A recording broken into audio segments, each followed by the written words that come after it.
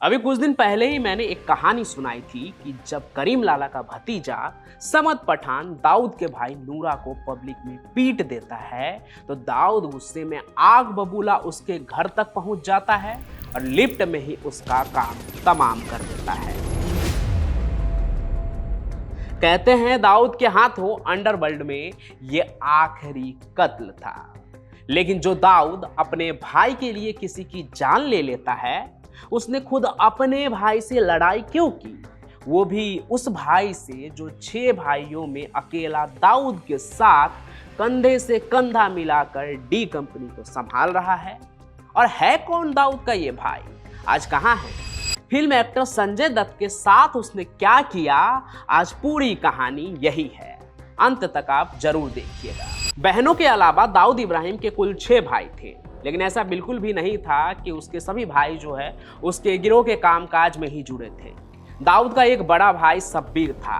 दाऊद अपने इसी भाई के साथ मुंबई में तस्करी के धंधे में उतरा था, लेकिन जब दाऊद का दुश्मन पठान गैंग ने उसे कमाटीपुरा की एक वेश्या के साथ अकेले में पाया तो शब्बीर को जान से मार दिया। इस दिन दाऊद खूब रोया था। पूरी कहानी चैनल पर आप जरूर देखिएगा, मैंने सुना दिया है। तो दाऊद का एक और भाई था नूरा, जो फिल्मों में गाने लिखता था। कुछ साल पहले उसकी भी मौत हो गई।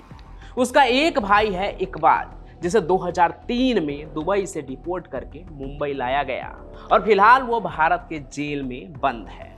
लेकिन इनमें से कोई भी दाऊद का वो भाई नहीं है जिसे दाऊद ने पीटा था।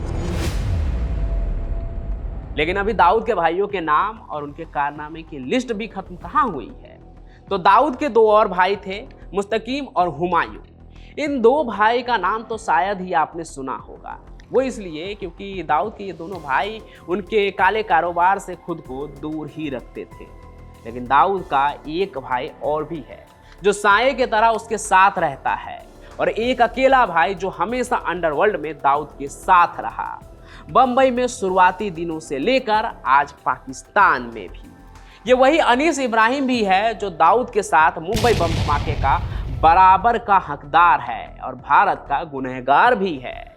ये बात 1993 की है। तब दाऊद के इस मिशन को अंजाम तक पहुंचाने की जिम्मेदारी उसके भाई अनीस इब्राहिम की ही थी। दाऊद ने उसे ही ये जिम्मेदारी सौंपी थी।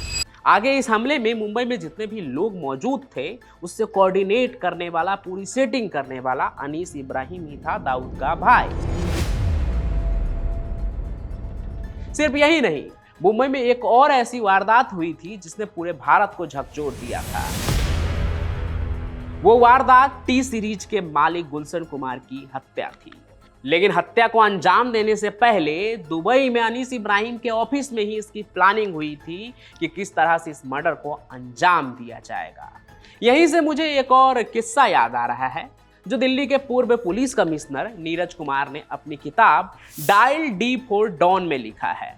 एक बेहद ही दिलचस्प किस्सा है।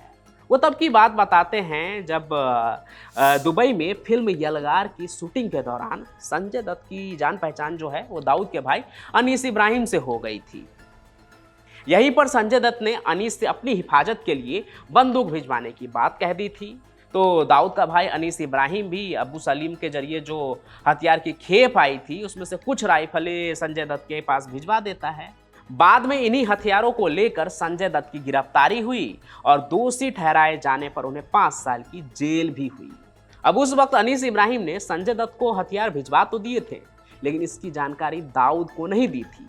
कहते हैं जब दाऊद को यह बात पता चली तो दाऊद ने अनीस की खूब पिटाई कर दी, और यह बात दाऊद ने नीरज कुमार को फोन करके बताई थी।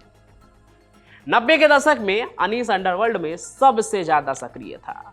आए दिन कारोबारियों को धमकी भरे फोन कॉल्स अनीस इब्राहिम के तरफ से किए जाते थे। इसके अलावा हथियार पहुंचाने का काम और पैसों का हिसाब रखने का काम भी डी कंपनी में अनीस ही देखता था। मुंबई में उस पर हत्या की कोशिश, जबरन उगाही और स्मगलिंग के 24 मामले दर्ज है। डी गैंग के लिए इतना कुछ करने के बाद भी आज तक डी गैंग में उसकी हैसियत क्या है ये फाइनल नहीं है। अनीस इब्राहिम तो डी कंपनी में नंबर 2 की हैसियत रखना चाहता है, लेकिन उसका ये ख्वाब न तो तब पूरा हुआ जब सब कुछ दुबई में था और न ही आज जब सब कुछ पाकिस्तान में है, क्योंकि कोई है जो उसके और दाऊद के बीच में दीवार बनकर खड़ा है। आखिर कौन है वो और क्यों अनीस इब्राहिम को दाऊद का उत्तराधिकारी नहीं बनने दे रहा है? ये कहानी भी मैं जल्द ही आप सभी के बीच लेकर आऊंगा। बस तब तक आप कमेंट कीजिए, कहानी को लाइक कीजिए, ज़्यादा से ज़्यादा शेयर कीजिए, हमारे इस चैनल को सब्सक्राइब भी कर लीजिए। हम फिर मिलेंगे नए सफ़र में, तब तक के लिए आपका बहुत बहुत धन्यवाद।